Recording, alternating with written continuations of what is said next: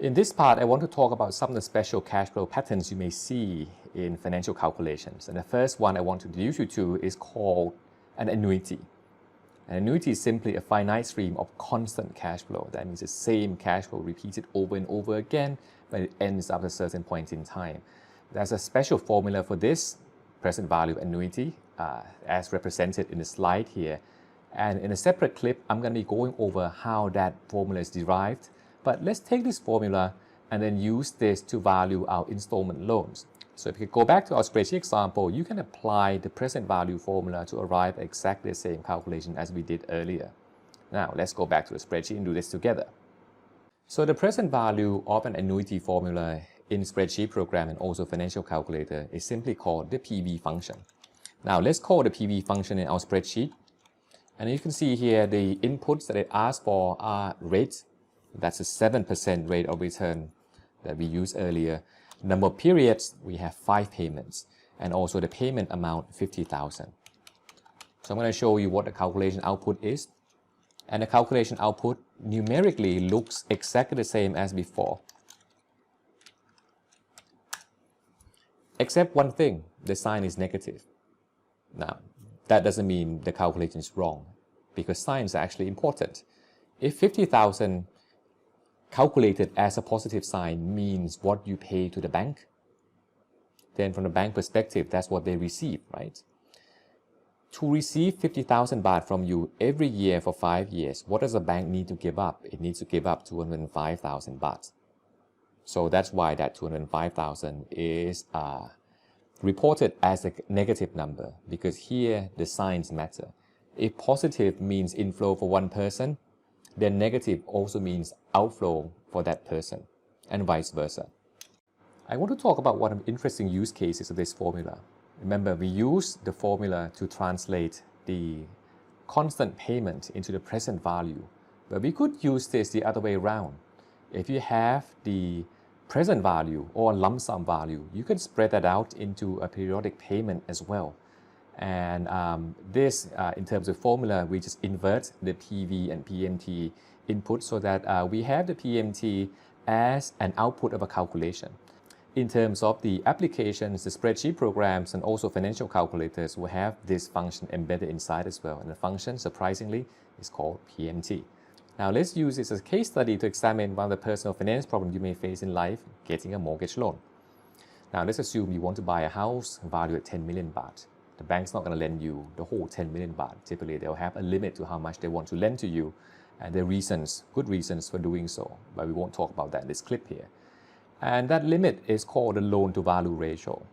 So if your house is worth 10 million baht, then the bank is only going to be willing to lend 9 million baht. Suppose you're given a loan with the following terms: 6% interest for 30 years. So you finish paying off the loan in 30 years, but typically banks require you to make payments every month. So suppose the bank requires you to make a payment at the end of every month, then how much do you owe them per month? Let's go to the spreadsheet together and calculate this.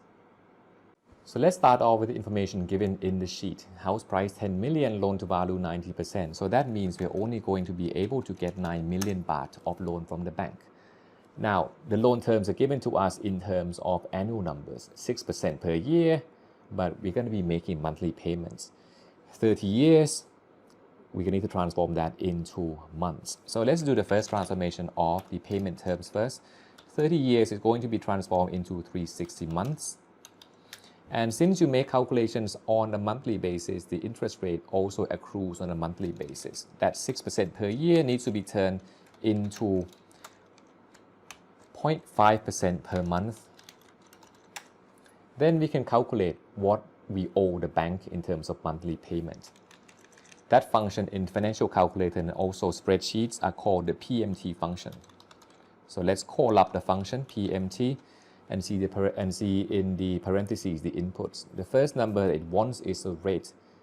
Remember, it's a monthly payment, so we need monthly rate, 0.5%, reference in cell D4. Next is the number of periods, 360 months. And next is the present value, which is the loan amount that you owe to the bank.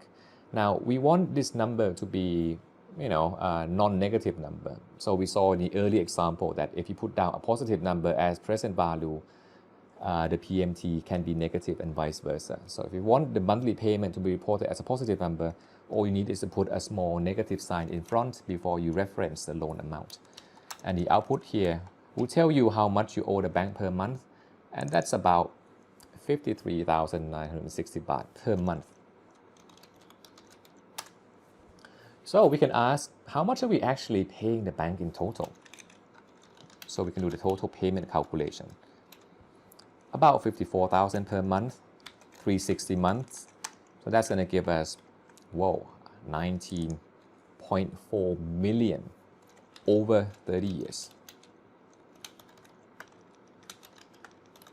How much of that is interest, you may ask? Well, just deduct the principal amount of 9 million.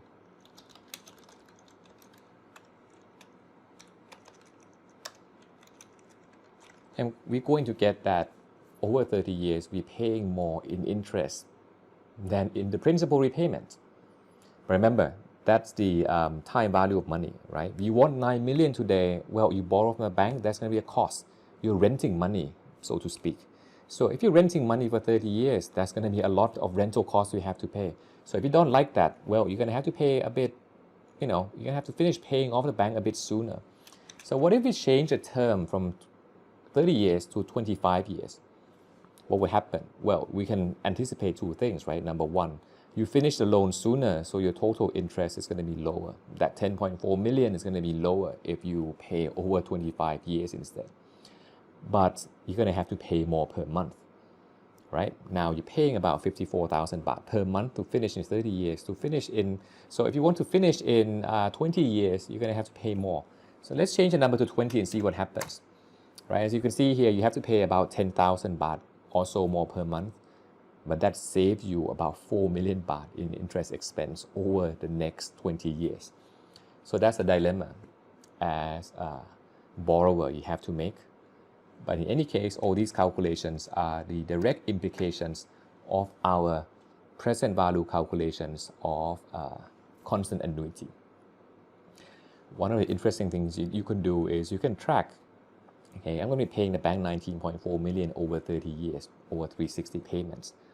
What am I actually paying for in each month?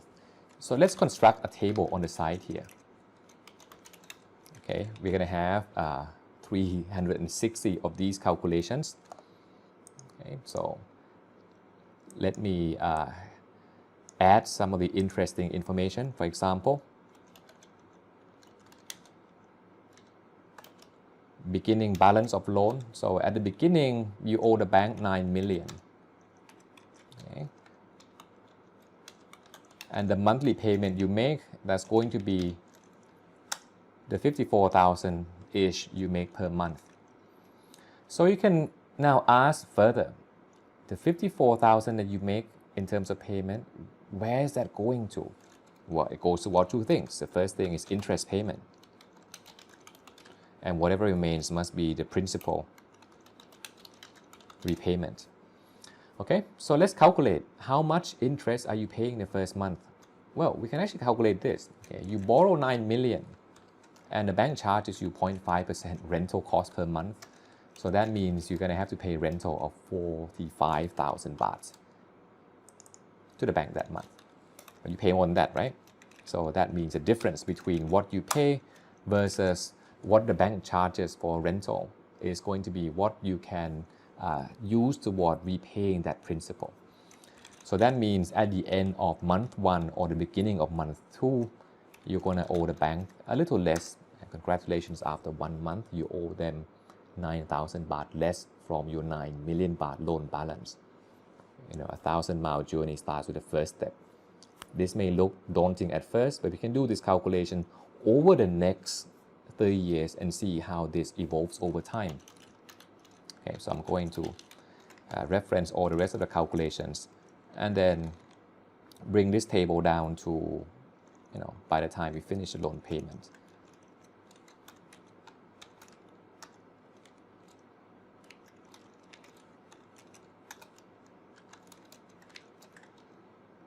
Okay, so here we have a table of 360 months And by the time we get to the last month, we should see that we fully paid off our loan. Okay, so let's do this calculation. Now, fast forward to the last month, we see that at the beginning of the last month, we owe the bank about 53,000 baht. We make about 54,000 baht payment. About 268 baht go toward interest payment. So the remaining must be toward principal repayment, and voila, how much you repay the bank in the last month is exactly how much you still owe the bank. By the time you finish month 360, you are now completely free of debt from this mortgage loan. So this is called the amortization table, and in real life, you'll be seeing a very similar version of this as well. All right, so this is the first use case of the constant payment annuity. It allows you to calculate term loan payment. We use a mortgage loan as an example, but this essentially could be any type of loan that you structure so that you make the same monthly payment every month. So the implication of making the same monthly payment every month is that in the beginning months, your principal repayment is going to be quite slow. But as you build your repayment, the interest payment that you owe to the bank will go down in each month. So as we go further and further down, more of your payment goes toward repayment than financing the borrowing costs. Next, I want to talk about use case number 2, that annuity formula that we use. Well, we calculated present value, right? We can use it to calculate future value as well. Recall our basic calculation. We can move cash across different points in time. So you can calculate the lump sum value as a present value. You can send that present value into the future as future value as well. Now, in terms of mathematical calculations, the formula on the screen shows you how to do it. But let's think about how we might want to use that future value calculation. Now, if we have some periodic payment in the future, that could be a loan repayment, but that could also be a savings plan too. So one of the questions you might be interested in is, if I save regularly in the future, how much will I end up with? We can use this relationship to think about your saving for retirement problem as well. We all love coffee, right? So let's use coffee as an example. Suppose you buy 100 baht coffee every day. If you stop buying that coffee every day, you could save about 3,000 baht per month. Now that's a lot. Just saving that up. For 10 years, you have a lot of money in the bank account. But let's also imagine if you put that money away, you also get return on the investment. And if your investment delivers rate of return of 9% per year, let's see how much money you have by the end of 10 years. Now let's go to the spreadsheet together and do this calculation. Okay, so let's calculate how much we're going to have in our savings account in 10 years if we stop drinking latte every day for the next 10 years. All right, so we have the inputs in terms of months and returns. So let's put them into the right frequency first. If we're saving 3,000 baht per month, we have a couple of choices here. We could be doing this on a per year basis.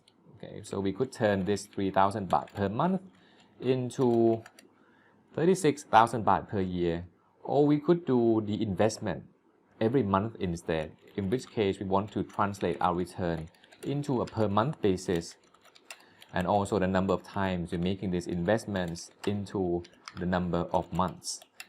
Okay, we're going to do both calculations and see the output. Okay, the first step is going to be to calculate the present value. Remember, we want to use the present value calculation and then move the problem from the present value today into the future value, okay, at the end of our savings period.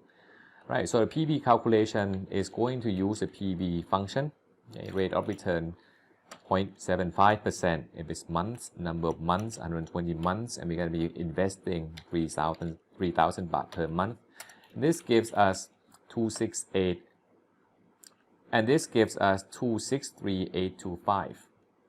Remember, that's a present value, which means today. We want to find out what this is going to be worth by the time we finish savings. That's FV 10 years from now. So in this calculation, we're doing it in terms of months. We need to compound this using the monthly rate. Okay, ratio however many months we have, 120 months.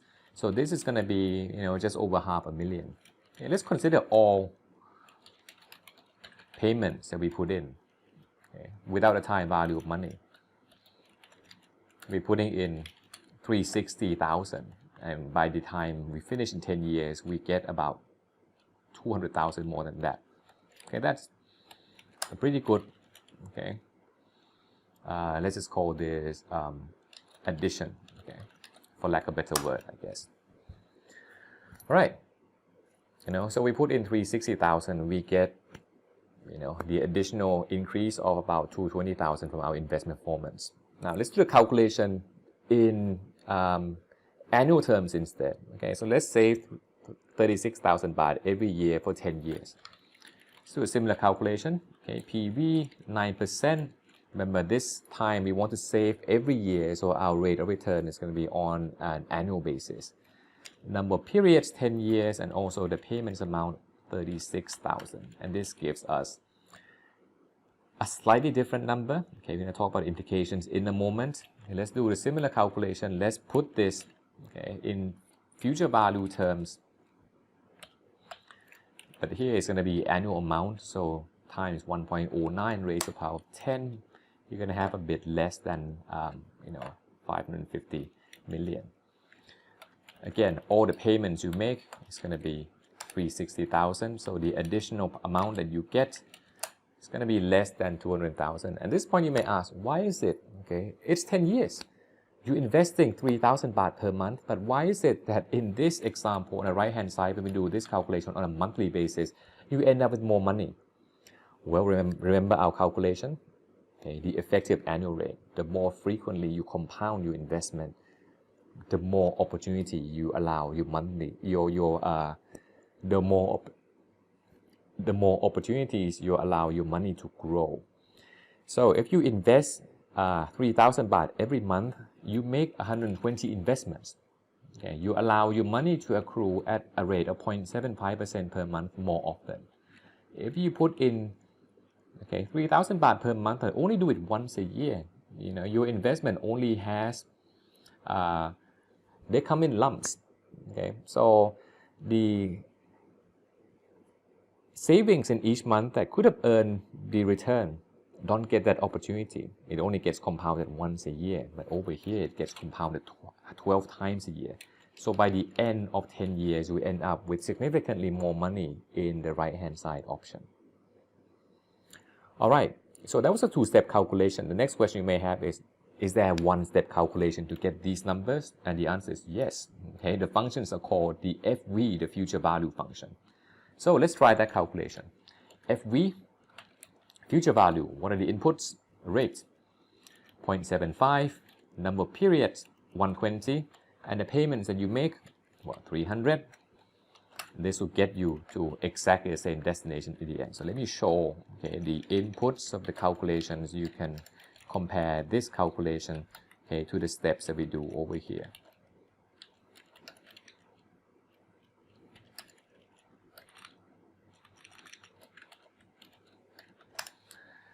Right, and as you can see, it really is, the same calculation, except we don't do it in two steps, we do it in one step instead.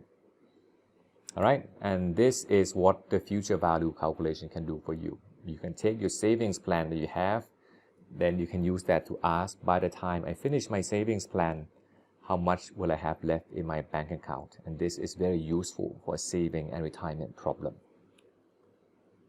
So that wasn't too hard, was it? In short, you can use a combination of present value and future value of annuities for a saving for retirement problem. Now let's think about more complicated combination of problems we have earlier. If you have your savings plan, and that's how much you want to save in the future, you can use the future value formula to calculate how much money you're going to have at the end of your savings plan. You can also think about another phase in life. When you plan for retirement, you can think about your spending plan, how much you want per month to use in retirement. Then you can use the present value formula to calculate how much money you need to have in order to prepare yourself for retirement. The first puzzle, the first calculation gives us how much you have if you save like this. The second calculation gives us how much you need if you want to live like this. You combine the two together, that's retirement saving problem, all complete for you. Now in practice, you have to worry about two things. Number one, how much return can I really get in the long run? And number two, inflation. But if you incorporate those two in the calculation, then the rest of the calculations follow the same logic that we talked about earlier. So the next special cash flow I want to talk about is the cash flow that never ends. Remember, the annuity is a cash flow that ends at some point in time. But what if that cash flow never stops at all? This special case is called a constant perpetuity. Perpetuity from the word perpetual, which means it never stops. So it's an infinite stream of constant cash flow, repeated over and over and over again. Now, to value this, it's actually quite simple. You just use the cash flow divided by a discount rate. And if you want to see where this comes from, go back to the formula for the constant annuity. And as you can see, as n increases, the number of payments increases, one of the terms in the square parentheses approaches 0. So as n approaches infinity, the term inside the square bracket is only left with just 1. So in the end, you're only left with 2 numbers. What's the constant payment and what's the discount rate? Now let's consider an example. Suppose you want to receive 10 million baht every year forever. That's a perpetuity, right? Beginning at the end of this year. If the rate of return on investment is 10%, how much do you need to set aside today to ensure yourself a constant stream of 10 million per year? And the second question is, if you want that stream of 10 million baht per year every year, but you don't need it today, you need it 3 years from now. But you can, get yourself prepared early. How much do you need to set aside today so that you can start paying yourself 10 million baht per year, beginning year 3? All right, so let's go through the spreadsheet. So here's what your constant perpetuity might look like. Okay, 10 million in each year, starting from year 1, 2, 3, 4, 5. Of course, it's 6, 7, 8, 9, 10 as well. But, let's save time writing all that because it's going to be the same number repeated over and over again anyway. If the rate of return is 10%, what's the present value of all these? So what we're doing is essentially turning all these cash flow into one single number. And if you use the formula that we looked at earlier, okay, we're going to say, well, it's just going to be the constant cash flow 10 divided by the rate of return 10%, and this gives us 100. And if you're not convinced that this works, well, you can go back and look at this, right? If you start off with 100, the rate of return is 10% per year. So you'll be able to take out 10 of your fund, and yet your principal of 100 still remains forever. Okay, so this 10, once it earns 10% per year, you have enough to finance your perpetual cash flow of 10 per year forever. Okay. So that's basically, another way to show that the formula that we used earlier, you can derive it backward, right? If you have, now let's try another example. Suppose you have a perpetuity of 10, but it starts at year 3 onward. Okay. The question is, if you want to prepare for these cash flows by having money, say today, right? In the early example, you have 100 million today. You can take out 10 every year for the rest of your life and your balance won't go down. If you want to take out 10 every year for the rest of your life, but you don't want to take it out this year, you want to take it out 3 years from now, the calculation is very similar. We can break it down into 2 parts. The first part is, well, I want to take out 10 every year from year 3 onward. How much do I need to have at year 2 in order to finance that withdrawal of 10 per year forever? Well, the answer you have already is 100, right? This is simply 10 divided by 10%, 100. The thing is, you want to have 100 by the end of year 2. You don't need to take anything out in year 1 either.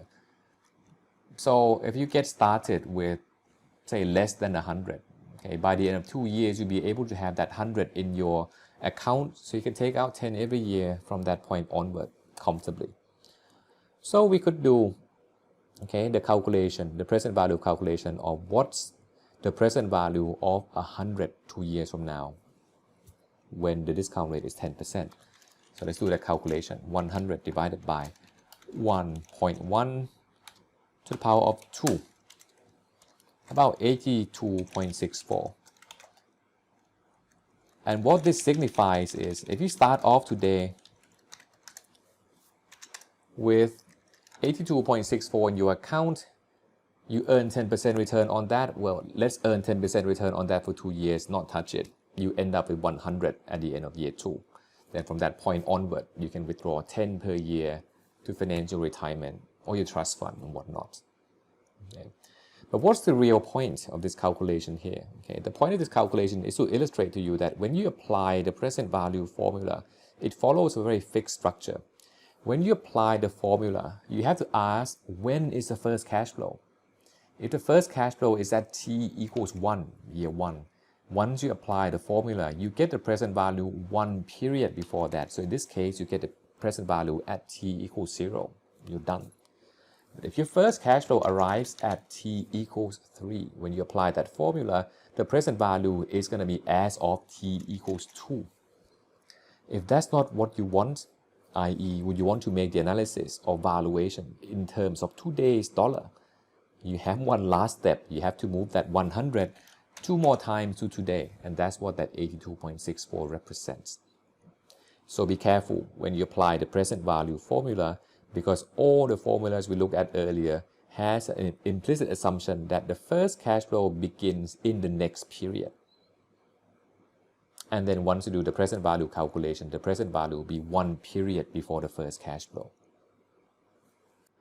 Now, in real life, we want to see growth, right? So this is where the second special case comes in, a perpetuity, but it grows, except it grows at a constant rate.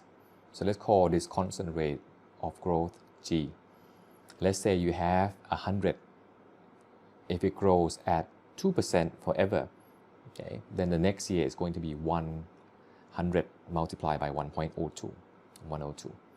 Next year is going to be 102 multiplied by 1.02, and so on. Now, the number changes every year, but it changes at a constant rate, G. So in this case, 2%. To value this, we're going to be using what's called a growing perpetuity formula, which looks very similar to the constant perpetuity formula, except we have small adjustment of the growth rate. You can think about the earlier formula as a special case of this formula, where you set the growth rate equals 0. You see, set growth rate equals 0, then the formula reduces to just cash flow divided by that discount rate. So it turns out this will be one of the most used formula for you when you do valuation. Let's see why. An example, you might want to value dividends. Let's say you have a company, ABC public company, which you expect to pay dividends of 12 baht per year at the end of this year. So that's what you hope to get. Now, you also expect that dividend is going to grow forever at 3% per year. So this would be a growing perpetuity with growth rate of 3%. Given the company's risk, you want 13% required rate of return. So let's calculate the present value of all dividends you're going to receive in the future, and that's a growing perpetuity stream of dividends, right? This is referred to as the dividend discount model, because you are valuing a company's stock based on what you expect to receive as dividends in the future. All right, so let's go to the spreadsheet and do this calculation together. So ABC is going to pay 12 baht dividend at the end of this year, t equals 1. And you anticipate that it's going to increase dividend payment by 3% every year. So with this spreadsheet, we can see here that dividend is going to be 12.36 in year 2, 12.73 in year 3, and so on. Now, the beauty of this calculation is that you don't really need to know what the cash flows are beyond year 1, right? We have all these numbers, right? In essence, you could do this estimation for a very long time. It just keeps increasing at 3% per year. But if you use the growing perpetuity formula, all you need to know are, number 1, what is the next cash flow? Well, the first cash flow in essence. Number 2, how fast is this growing? And number 3, what is the discount rate you want to use to find the present value of future cash flows? Okay. Then when you apply the formula, this is going to be the first cash flow, okay, divided by the discount rate minus the growth rate. This gives us 120. Okay, so simple, right? If you want to see how this formula works, we can ask a different question. What if, okay, I want to separate the cash flow so that I don't begin my formula at t equals 1, but I begin my formula at t equals 2 instead. So let's collapse the cash flow from year 2 onward. all these cash flows. Using the present value formula, what are we going to get? We're going to get the present value at t equals 1. Okay, so let's use the formula that we had earlier. The first cash flow 12.36 divided by discount rate 13% minus growth rate 3%. We get a present value of 123.6, I'm sorry. Okay. Now what do we have? We have two cash flows. We have this cash flow, the 12, and this cash flow, the 123.6. So what's the present value of all these two cash flows combined? Well, let's add the two together. 12 plus 123.6 divided by 1 plus 13%. And voila, you get 120 just like before. Okay, so that's the beauty of the growing perpetuity formula. You can start the growing perpetuity at any time you want. You can start it in year 2, year 3, year 4 if you like. But don't ignore the cash flows that you have before you start your perpetuity. So if you can use your perpetuity formula, use it as early as you can because it saves you the manual calculation afterward. Here you can begin the perpetuity at t equals 1, you get 120. You can begin your perpetuity at t equals 2, you still get 120. It doesn't change anything. Okay, so this is the growing perpetuity formula. Alright, so that's all the special cash flows I want to talk about, and this brings us to the end of this introductory class on time value of money. Now these formulae are the basic building blocks of financial decision making. Why? Because it allows you to compare cash flows or benefits at different points in time. So you can evaluate whether the price you're paying for that investment is worth the value you're getting or not. There are some special cash flows which allow you to have access to nice formulas like this. So, it could be an annuity, it could be a perpetuity, it could be constant, it could be growing. But with the power of financial calculators and also spreadsheets, that's less of a concern in today's time. The most important thing you want to think about is time value of money matters. It incorporates two things. One, you have to wait. And two, even if you wait, that benefit could be uncertain. And because you don't like risk, you're going to be putting a lower valuation on things that you don't have a lot of certainty about. The two most important tools you'll be using for your financial decision making should be the net present value and the internal rate of return. Remember, the net present value measures the benefit that you get in excess of what you want to get based on your discount rate or your required return. So NPV of 0, not so bad. Pretty good actually. If you don't like that, you can turn to the internal rate of return, which measures the return that you get on your investment in percentage numbers. Then you can use that to compare against how much you expect to receive. And these are the most important building blocks for financial decision making, which you see over and over again throughout your experience in the MBA program. Once again, congratulations on your entry to the program. I wish you all success in the future. Thank you.